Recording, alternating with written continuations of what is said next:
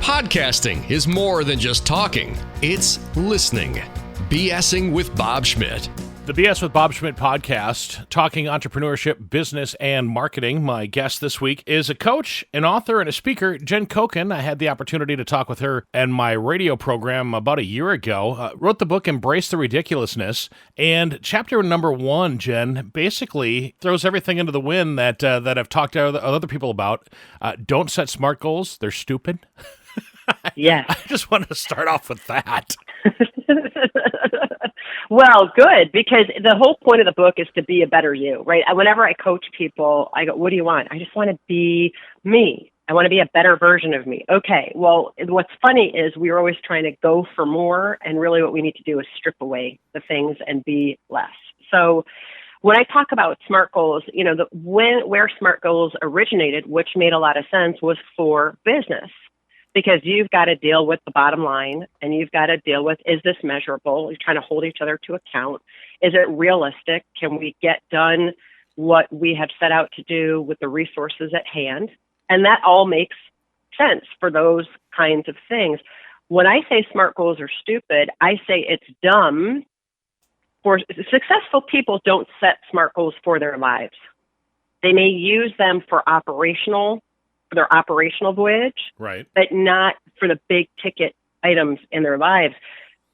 When you set quote unquote SMART goals, you're really playing too small of a game. And I often say that to my clients too. You know, if you're getting it all done, you're playing too small. Because I think, and I don't know what you think about this, Bob, but I feel like when I'm my most creative, when I'm my most genius, you know, and I do have moments of brilliance, when I'm the most just spontaneous is when I'm thinking big, when I'm thinking outside the box. So you can set SMART goals. Jen, do you try to think outside the box all the time? Because honestly, when I try to think inside the box, I have a very hard time doing that. But if I just let my mind wander, that's usually when I come up with the moment of, oh, that's a great idea. Yep. And I don't know if it's like, okay, I'm intentionally thinking inside the box, I'm intentionally thinking outside the box, but I feel like when we're doing things, quote unquote, according to plan or according to the rules, or we're not present in our lives, because we all have family and kids and this responsibility and aging parents and, you know, all those kinds of things that are kind of pulling at us, and when we're going through the motions in our day, I feel like that's when we're boxed in. How do you unbox yourself then? I mean, how do you go from, you know, hey, I've got all these SMART goals set and I'm on my path. Oh, like you said, you know, you all of a sudden you achieved all your goals. Now what? How do you break yourself out of that mindset and that mental mindset that we've put ourselves into for all these years? I love that question. I was just coaching somebody this morning, and we were looking at how she's lived. Well, let me answer the question. I'll tell the story and I'll come back to it. How about that? You wonder about things. Wonderment, like kids who are like, what? I wonder about this, that, or the other thing. So this person I was coaching, she's the sweet spot of where I coach people, which is kind of mid-40s, mid-50s, between like 45 and 65, because you get to a point where you're successful, and then all of a sudden you pick your head up and you go, wow, is this all there is? Is this really what I signed up for? Am I really satisfied with everything? And we were chatting, and she realized she spent her whole life proving herself. Now, this woman has ridden her bike across Africa by herself. She has a very high-level position. She's amazing. She has 3 kids. You know, she's a mom. She's got an amazing partner who's a rocket scientist, you know. I thought that was just a right? fake thing. Literally. That's why she fell in love with him. He's a rocket scientist. And she goes, I know I've been trying my whole life to prove myself because I came up with privilege and there was so much in the world that I wanted to write. And I wanted to prove that I was stronger and could really make a difference and an impact. But I'm so tired of trying to prove myself. What do I do now? And I said, well, you have to start allowing things to unfold. And that starts with you wondering about things, pondering things. Like, I wonder what it would be like if I just allowed things to happen. I don't mean sit back and take it. I mean, and this is the law of the universe, the law of attraction. Where's the energy? What are you connecting yourself to? So when we're wondering about things, we're not trying to seek an answer. I wonder what it would be if if I had another job, I wonder what that would be. And don't try to come to an answer. Rilke, Rainer Maria Rilke, who's a German philosopher and poet. This is so funny, Bob. Like years ago, I saw this quote on the back on the back of a Celestial Seasonings tea box. It's my favorite quote. And he says, live into the questions. Treat them like locked doors, which you do not have a key, and one day you'll find the answers. I always find that when I'm having the most difficult time coming up with the answer to a question, that if I don't think about it and just continue on doing something else, that answer will pop into my head. Or if I go to sleep that night thinking about it, I'll wake up with some line of brilliance. Yep, and what you just said about going to sleep that night and coming up with some line of brilliance.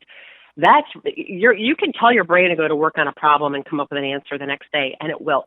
The other thing that I think is really important to be incredibly successful is before you go to sleep, to be thinking about what you're grateful for, to be saying to yourself, I'm brilliant, I'm happy, I'm well, because your subconscious mind will almost ingrain those final thoughts you have 5 minutes before you go to sleep. And if you want to know why you wake up in a crappy mood, it's because you went to sleep in a crappy mood. So you've got to do everything you can in those final 5 minutes to be in a state of gratitude. I've tried to live that way my whole life. I really have. And there's days I wake up, not very often, but some days I wake up in a bad mood, but most of the days I wake up ready to take on the day, which I feel pretty blessed over that. That kind of leads us to your chapter 3, the just be you, you're enough. And it's funny because I always tell people to be seen, be heard, be you. That's kind of my thing. Right. Absolutely. We're constantly, as human beings, comparing ourselves, either comparing ourselves to some place we haven't gotten to yet. This is just what the human mind does, because it's created, right, to predict danger. It's the brain is trying to make sure that the thing it's a brain of will survive. Right. So it's constantly trying to predict danger, right? So I'm either comparing myself to some place I have yet to get to, or I'm comparing myself to some mistake I made in the past, or a success I made in the past, and I'm trying to repeat that success, which is ridiculous. Or I'm trying to compare myself to other people, or I'm comparing myself to who I think people want me to be. And if you actually follow what you said, which is also brilliant, which is just sitting with yourself, sitting with something, don't try to get the answer and really connect in with who you are. The truth will be there and you'll feel it in your bones. You will feel happy. You will feel elated. You will feel joy in your bones. Those negative emotions are telling you you're not on the right track. They're telling you you're not really being true to yourself, because we're all part of the one mind. You could call it the universe, you could call it source, you could call it God, whatever you want to call it. But we're all part of that. And that's perfect, whole and complete, just as it is. It's funny talking about this stuff. I've got a 23-year-old son, and he always says, if something's just, if you're having a shitty day or whatever, he's like, don't let it ruin your life. And he's 23 and he's got that wisdom already, That's brilliant. It's brilliant. A buddy of mine once said to me, he was in a new relationship, and the person he was in a relationship with, and he was freaking out about it, and the person he was in a relationship with said, you know what? Relationships are like the stock market. You don't want to check in every day. You want to look at the trends over time. How do we get that stuff out of our head then? Because I think that a lot of people that are listening right now, maybe an entrepreneur, maybe in business, maybe working on marketing, and, you hit that wall. How do you get yourself up and over that? Well, you can't get out of it. The only way to get out of it is to go through. And that's the big mistake that people make, is trying to fix it, change it, and make it go away. And that won't happen. You have got to feel the feelings. Chapter 5, quit wishing you didn't feel this way. It's like one of those, remember, did you have like a local county fair? I grew up in Ohio, so we had local county fairs, and you would get these Chinese finger puzzle is what it was called. It was like you put your fingers into it and try to get them out, that thing? And try to get them out, and then you pull, and it won't get out. But right. When you push, right, when you push into it, all of a sudden one of your fingers releases, and it's the same type of thing. You've got to be willing to feel the feelings. If you're ticked off, be ticked off. Be a number 10 at being ticked off. Don't go hitting anybody or being crazy, but go. I have, because I've managed people for a long time. Started managing people right out of college, right out of my master's degree. It's pretty much all I've ever done. I've been known to go in the bathroom and literally silently scream into my hands when a meeting is not going well with one of the people that's working for me. I'm like, excuse me, I just have to do a little bio break, go scream. Nobody can hear me. Come back. But that moves the energy through the body that allows me to feel that anger, not directed at them, because it's my reaction. It's not them. I'm the one who's ticked off. I'm the one who's sad. You got to feel the feels. And people shy away from that because sometimes I think people believe that, well, if I let myself be sad, I'm just going to be that way for the rest of my life. No, society you're not. tells us that, though. Society points us in Yeah. that direction, saying that, if you're in a bad mood, you're always going to be in a bad mood. If you're, blah, blah, blah. We have to break out of those things. We have to break out of the norm, I think. Yep, I do. And I think, too, I'm not talking about, like being clinically depressed or any, I'm not talking, because I'm not a therapist or a psychologist or anything like that. I'm talking about your every ordinary moments of sadness, moments of being ticked off, moments of worry, moments of anxiety. Allow yourself to feel it. Now, you want to use breath, sound, and movement, meaning if you're mad, go beat a pillow and scream, or scream into the pillow and move your body while you're doing it. If you're sad, allow yourself to cry, have a temper tantrum. Literally, if you allow, because your cells have memory and that energy is going to stay in your body, you want to move it through. If you don't, that's where you get dis-ease in your body. So you're basically giving people permission to be the way they feel. Yeah, and have temper tantrums if you need to. Again, don't take it out on someone else. What about accountability then? And that's even one of your chapters. Get accountable. Yeah. How does accountability fit into this? Yeah. I think in a lot of ways, the best thing you can do, because people shy away from being accountable or they beat themselves up or something like that, you're being accountable. You're the one who's saying, you know what, excuse me, I noticed I'm having a reaction. I got to go deal with that. I'll be back because I'm not being my best self with you right now. I just checked out. Or this is really interesting. I was doing some research for a webinar I did a couple weeks ago on creating successful partnerships and teams. And there's been a lot of scientific data. Google did a huge project on this. Harvard University did a big project. One of the things that makes the most successful teams is when people feel psychologically safe within that team. And part of that psychological safety is, number one, people being willing to be vulnerable and truly saying what's going on with them.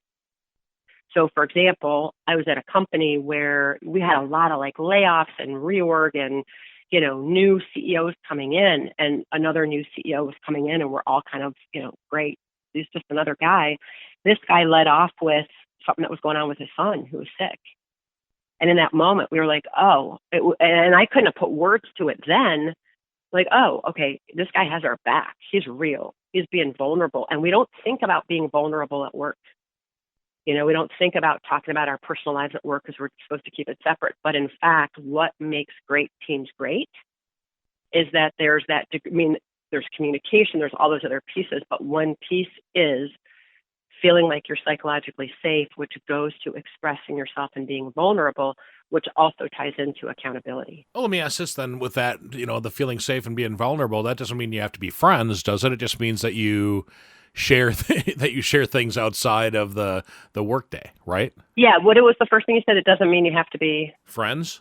No. Because it doesn't mean you got to go hang out with your peeps outside of the workplace. Okay. It means you're real at work. If something's bothering you, something's bothering you. I remember a meeting I had. It was a pretty important meeting, and my media guy came up to me right before we began. He got there a little bit early, and he pulled me aside, and I was running this big meeting. I think it was with a funder or something back in the day. And he's like, look, I just have to let you know, my wife walked out this morning. Oh, and I don't know if I'm right. Wow. And he's at work that day? It was a stud. And he's at work that day. Wow. And he goes, I don't know if I'm going to be able to make it through this meeting. And I'm like, look, I said, I can do the meeting on my own. You don't need to be here. He's like, nope, I'm going to be here. We became such close friends. It was 5 years later. My mom was she had to have some surgery. She was going to die. And I was freaking out because I didn't know, could I really take we didn't know what was happening. Did she have the surgery or not? And should I take time off work? And I was teaching a class and all this stuff. And I was in an office just bawling my eyes out because I didn't know what to do. And I felt so helpless. And he happened to call. And because he had been vulnerable with me years earlier and we had struck up this, we didn't hang out outside work, but we were real with each other, right, about our frustrations and that kind of thing. He's like, what the heck's going on? And I told him, he goes, Jen, look, he goes, if you, go down there now and she passes away, you'll have no regrets.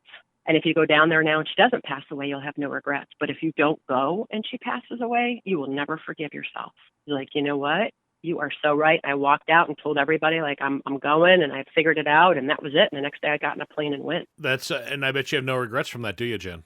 No, absolutely not. We had another 9 months with her before she passed away in 2011, but I stayed there a month. Wow. And my office, I was allowed to use all my sick days to stay with her, and the cross training gym I was at would put me on Skype so I could cross train with them in the morning. And that's another one of my chapters, is creating community around yourself. It's so funny because that's when I pulled up next, and I was going to actually tie that in, saying, "Oh, that sounds like you found your community and your comrade Exactly. and your confidant." And there you go. You brought it up. See, we're on the same page here, Jen. We're on the same page, and it's actually what page is it? 34.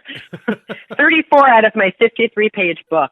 I love this book. It's so easy to follow. We don't, and Bob, maybe you haven't had this because maybe you're not this kind of person. It doesn't necessarily sound this way, but I think we walk around not wanting to burden each other, not wanting to bring anybody else down. But yeah, you're right. And that leads back to everything that we were taught when we were kids. Yeah, nobody wants to hear your crap.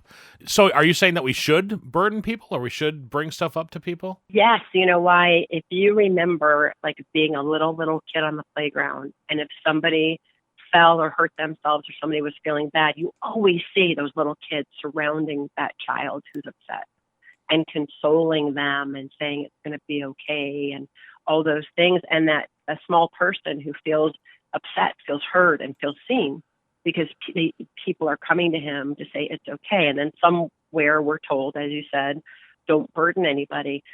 I lead programs of, workshops of 100, 150 people. And I always ask the question, how many of you love helping people?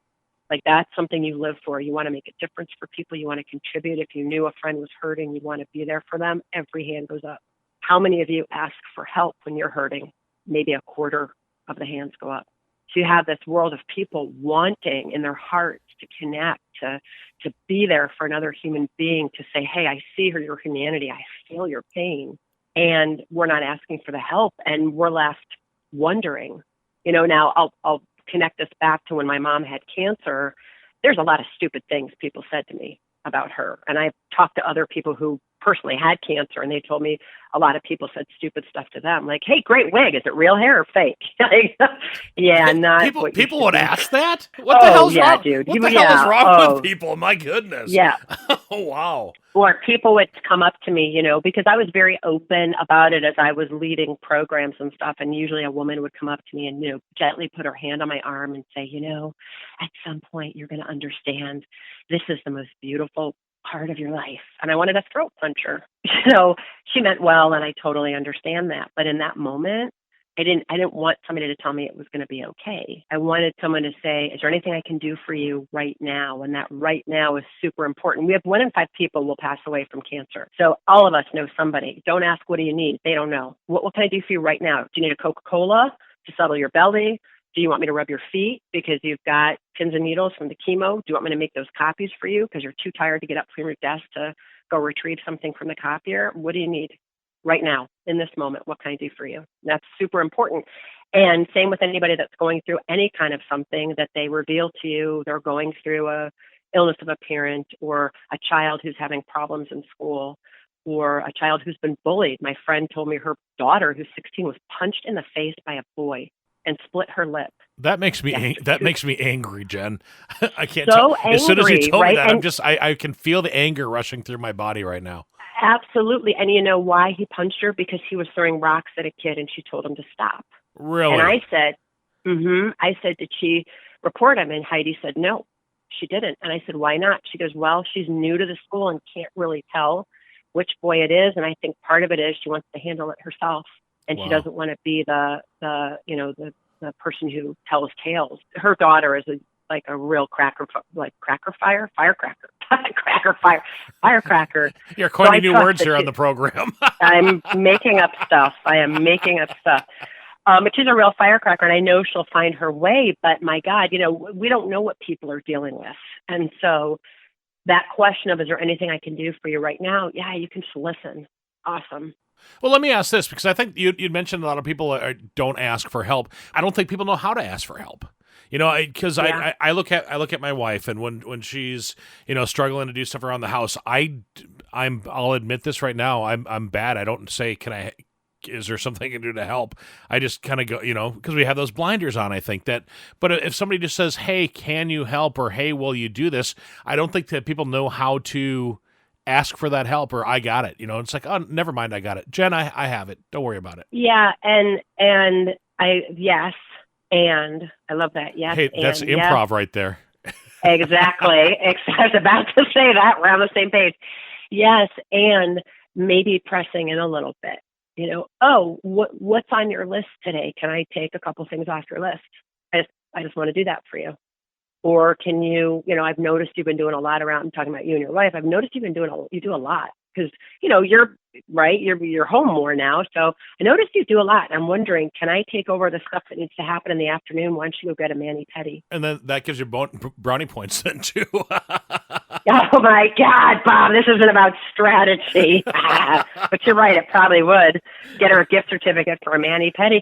Or even, hey, can you stop for a minute so I can give you a hug? Honestly, sometimes just that touch is a huge thing. Yeah, and it could be, you know, she's been doing stuff on her own for so long, she doesn't really know how you could help her. You could make some suggestions. You could have a separate conversation over dinner or, you know, a glass of wine or something afterwards or a cup of coffee or a cup of tea and say, hey, you know, I want to do more. I want to help out more. Can we just look together to see how I could do that? And then she might say, you know what, I don't want that because this is my domain. This is my castle. You've got yours. I've got mine. But you know what? Let's come up with other things we can do for each other.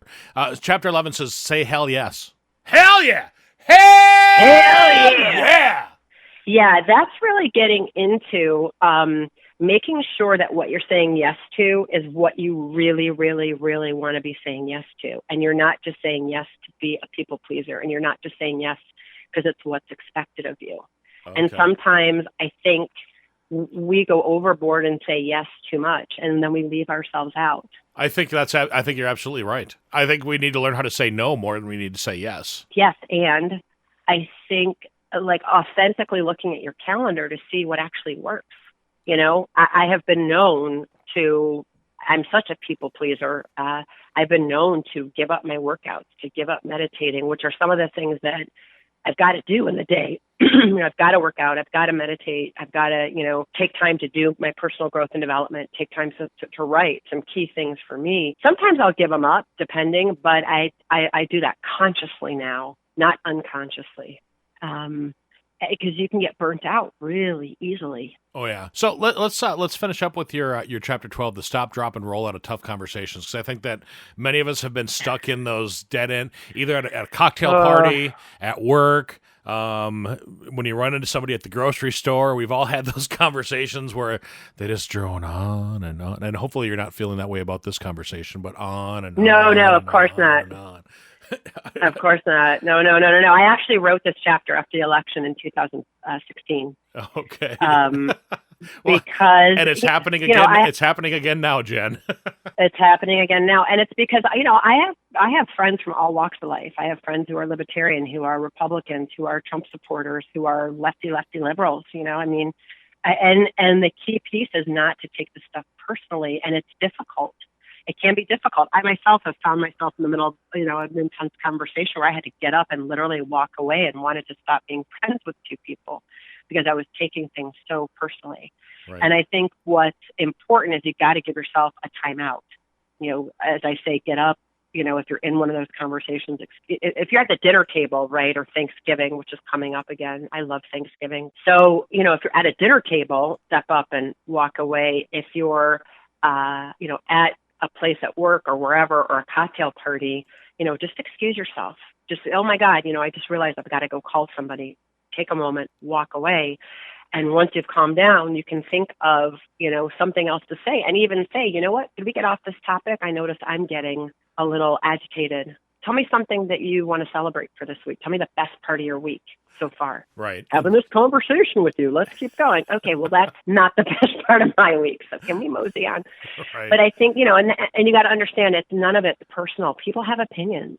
And I don't necessarily agree with some people's opinions, but we really have lost, Bob, the subtle art of disagreement. We've lost the ability to agree to disagree. No, we haven't. I'm just kidding. Yes, we have, you No, we idiot. haven't. What the hell are you How talking about? dare you say that to me, you Jeez lunkhead. Louise. That leads me to this. Frankly, I think balance is bullshit. Blah. That's on one of your blogs, by the way. Yeah, it's actually a course I teach. Oh, it's a course? Mostly, really? Okay. It's a course I teach called Balance is Bullshit, mostly to women, because I could do it for, I do it for men and women. But yeah, I think we've chased after balance like a cougar at a frat party during freshman orientation week, trying to get our claws into it, and it doesn't exist. Well, I think once you realize that, you'll be more successful too. True? Yeah. Yep. Absolutely. Why'd you become a coach?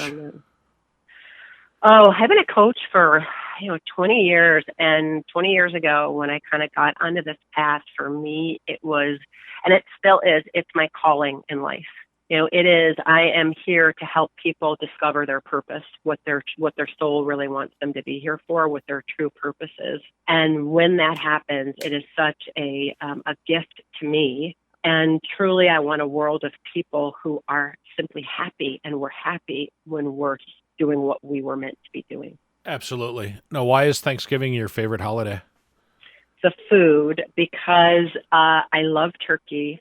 I can't eat stuffing or mashed potatoes because of food allergies, but I make this cranberry relish, and it's super simple. It's like 2 bags of cranberries, a whole orange, half a lemon, and then usually 2 cups of sugar. Mm-hmm. And you put it in the food processor till it's coarse. And that with my turkey and some green beans or whatever the veggies are, I'm like a pig in heaven. And is a pig in heaven a pig in the mud? You know what I meant. I know exactly what you mean.